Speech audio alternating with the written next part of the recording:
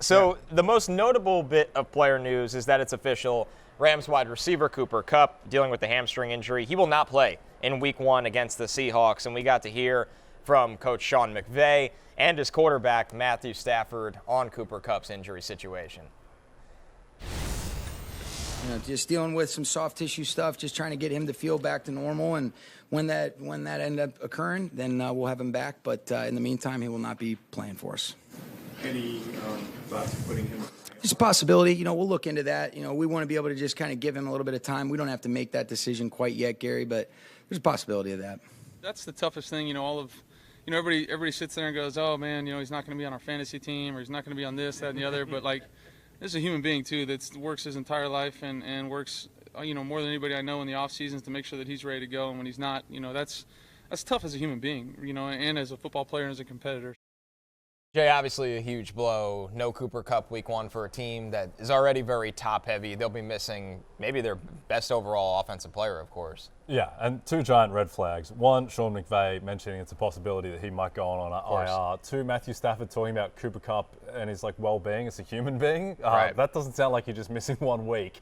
And so I don't think that the thing that we talk about, there's just no incentive for the Rams to rush him back. So I just don't think we're going to see Cooper Kupp for a little while yet, particularly given the risk of reoccurrence with hamstring injuries. So, yeah, I wouldn't be counting on Kupp for the next little while. Barry, 2 things from me. 1, how far is the concern level cranking up, of course, as it continues to get worse each day? But number 2, what are the implications in fantasy on the Rams offense without Kupp, and who it, you don't want to say elevates because it's not crazy when you're looking at Tyler Higbee and the likes of that, but who does this have an implication on?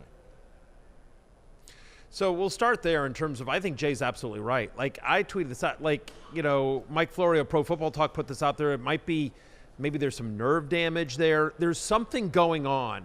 It's not a normal hamstring injury, just the way, again, that you're hearing McVay and Stafford talk, the fact that he's seeing specialists, the fact that they just don't know, there's all this uncertainty.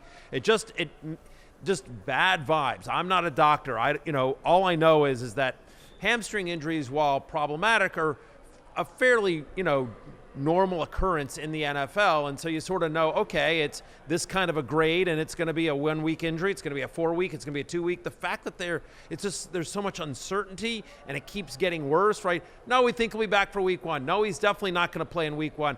Now he might go on the IR. It's just, it doesn't feel good here, So, I'm nervous about this as well. And yeah, Matthew Stafford, I totally agree with you. We are concerned about him as a person. We're hopeful for it, right? We're hopeful for it. But the fact of the matter is we are a fantasy football show, so we're here to talk about the fantasy impact of a Cooper Kupp injury. And to your point, Connor Rogers, look, I think the biggest beneficiary here is Tyler Higbee, who last year got an over 20% target share, should be the main focal point of this passing offense. I ranked Van Jefferson at 39. He's my highest ranked Rams wide receiver this week. Tyler Higbee, we're going to get into it, but Tyler Higbee does make my love list this week, and so I'm as a top 5 tight end.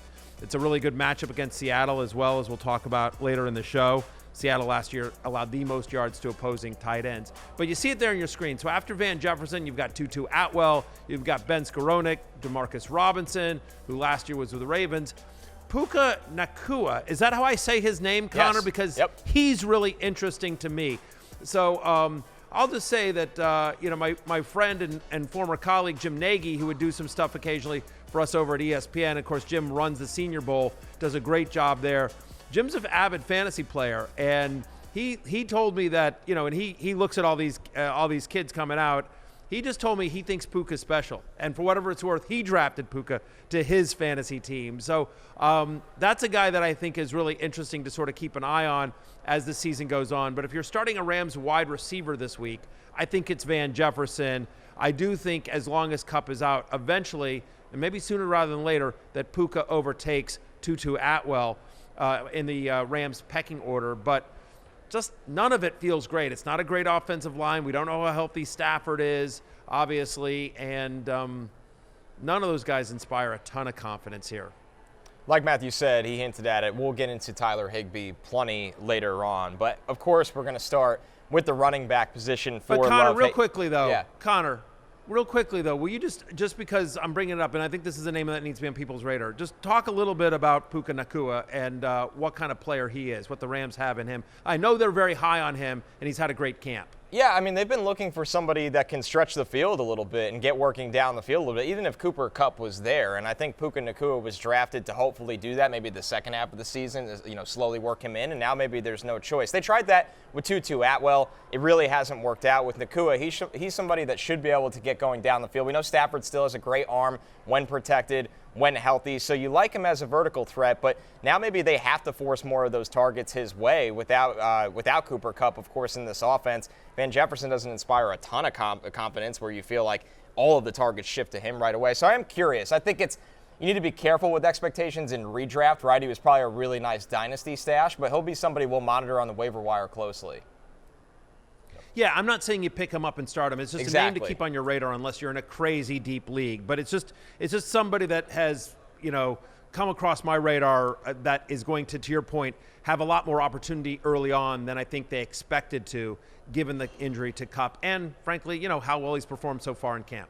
Yeah. Lastly on Van Jefferson, who is, somewhat uninspiring. In 2021, Van Jefferson did have 89 targets. He had over 800 receiving yards, 6 touchdowns. That was while Kupp was having perhaps the greatest wide receiver season ever, while Odell Beckham was there the latter half of the season and Robert Woods the first half. So, I mean, he has produced before. I'm not sure he's going to soak up Kupp's usage and start being used in that way, but I think that he is a viable, probably as your flex in terms of wide receiver, but I think he is viable against this week in particular against the Seattle defense that isn't too fearsome. And we forget that, Matthew Stafford is still a decent quarterback when he's out there. It's just he's rarely been out there. Right, that's the number one thing is watching his health, watching how this line performs because they were very poor last year, and if they can keep him upright, that'll only help guys like Van Jefferson. That will help guys like Puka Nacua, like I said, somebody that can work more down the field as well. Hey, it's Matthew Berry from NBC Sports and RotoWorld.com.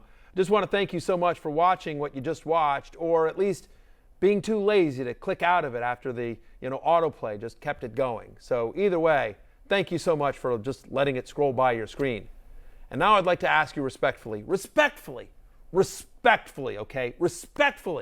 please subscribe to the NFL on NBC YouTube channel for the latest NFL news, fantasy headlines from RotoWorld, and betting analysis from NBC Sports Edge.